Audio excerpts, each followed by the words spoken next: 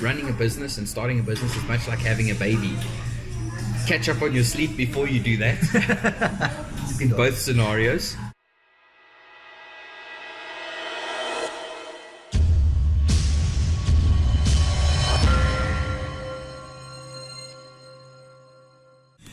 Welcome to this video. I'm here with Warren Pridgeon. So Warren, I think if we can start quickly giving the viewers some feedback about what it is that you do, who you are. Tell us a bit about yourself. Okay, cool. I'll try and keep it short. 2 hours later. I was born and bred in Vereeniging. I studied in Van der Bijl. And I've been a software developer for in excess of 12 years professionally as a career. I've always wanted to do my own thing, so currently I'm self-employed, working for myself in my second company after leaving my previous company last year. Alright, what did you do after school? After school, I went and studied for 3 years at the University of Northwest. I studied BSc Information Technology. Alright.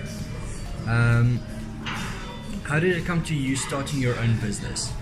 I've kind of always had this feeling of like wanting to do my own thing. So even straight after leaving varsity, I was doing what all the cool kids do, designing logos and choosing company names. And you know, before you actually come up with the products and whatever your company's going to do, I was doing that kind of stuff. So I've always had this kind of desire to do my own thing, and I've never really fit in properly in a business. Like, I ask the wrong questions sometimes, and I push the boundaries in terms of why we're doing things certain ways. Can't we look at other things, or why do we have to do it the same way forever just because we have?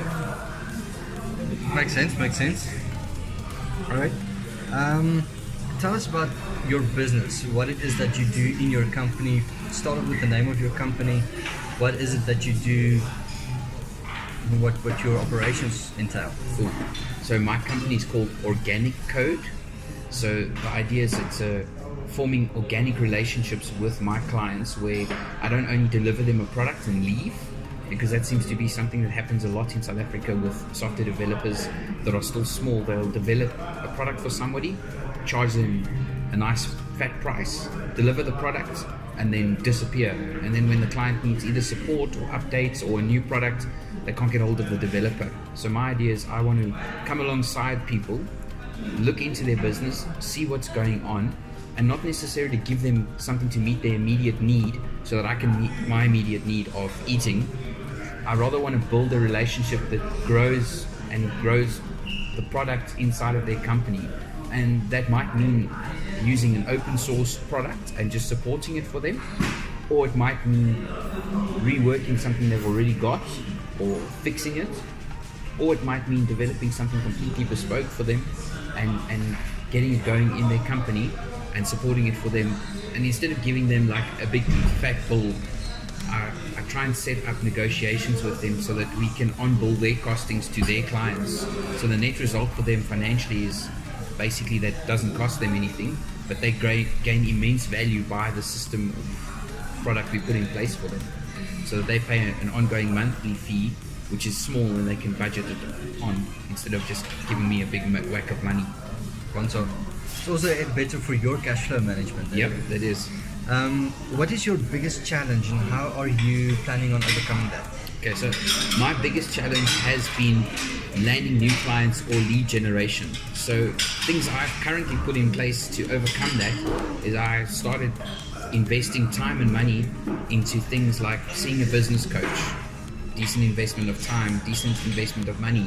I get homework I have to do for the guy. So if I rock up at his office once every 2 weeks and he goes, so last time we said you're going to work on this, you're going to investigate this, you're going to look at this thing you're doing in your business this way, what have you done around that? Then if I go to him, I was too busy, then I've wasted 2 weeks of growing my business, as well as the money I've invested into paying someone to motivate and drive me. On top of that, I've joined a networking organization called BNI. Yeah. BNI. I've also attended multiple networking events that other people run, and I'm working hard on things like LinkedIn. I got my LinkedIn profile up to scratch. I've connected with GMs from places like Intellect, and I've connected with the CTO from Bid or Buy, and I'm chatting to these people from time to time to see what they do that I'm not doing. So I'm kind of running my business as a long-term experiment where the only rule is I have to learn from what I'm doing and grow and move forwards. So I really believe that networking is the best way of landing leads and customers, because throughout my professional career I've done small projects for people who happen to be in my network, and that network at that stage was friend group and people I'm on forums with and WhatsApp groups and stuff, because from time to time someone will go, does anybody know if the following is possible? And then everybody else will just start throwing solutions at the person saying, you need to do this, you need to do that. And what I'll do is I'll send them a PM and say, let's get together and chat about what it is you're trying to achieve and see how we can make that happen for you. So I've actually landed 2 clients in the last 6 months like that. One from a tech classifieds forum online, and another from a WhatsApp group filled with bikers, where I just found people who needed stuff and I've helped implement stuff for them. That's good. Thank you very much for that. Next question is, you've mentioned that your business is a long-term experiment. So how does that fall into your 5-year plan? Within 5 years, I plan to be debt-free, like paid off my house, paid off my car, earning a decent amount of money. And my ultimate goal with my business is not necessarily to become crazy rich, but it's to buy back my time so that I can choose what I want to spend my time on. So within 5 years, I want to be able to decide whether I work at all for a week or not. So I want to be in control of my time. A knock-on effect of that might be that I end up with a crazy amount of money. So it's kind of like you want your business to be self-sustaining, working without you. Pretty much, yeah. That's a good one. All right, so you've mentioned that you've already been in a business, and according to you that's failed before. This is your second company. What advice would you give to a new starting entrepreneur, someone that's just starting out, or someone that has just started out but is in a very similar situation that you are? Cool. So I feel like one thing I would say is any agreements you come to with anybody, get them on paper. You can have a verbal agreement with someone, and technically it's supposed to be binding, and the emails can possibly be binding depending on the context and whatnot. But get stuff on paper, be clear about where you stand, work very hard on managing expectations on all fronts so that people know what they're expecting from you, so there's no confusion between you and your clients, and meet those expectations at all possible.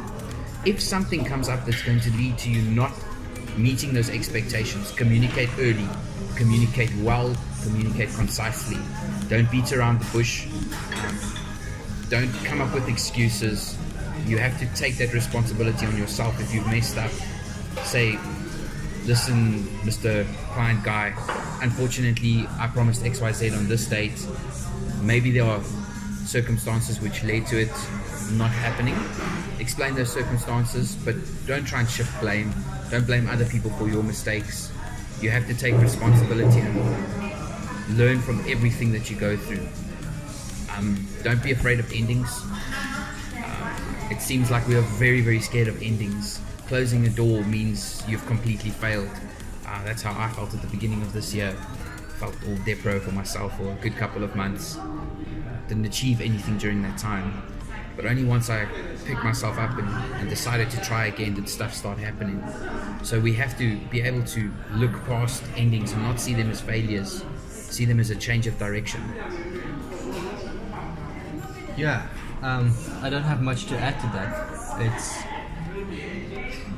the one of the reasons, as I've mentioned to you a bit earlier, one of the reasons why so many companies, not just in South Africa but globally, fail.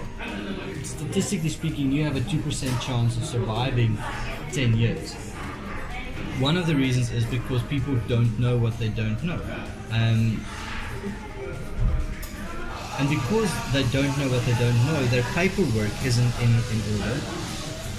And if paperwork is not in order, the authorities, your creditors, your major stakeholders, even some major clients in SaaS, can come and put pressure on you to comply with certain aspects. And the financial implication of that is quite often so high that companies just lock up shop. If you put a system in place that becomes something that a customer relies on, and that system goes down, and the customer can prove that that cost them revenue, you can be held liable.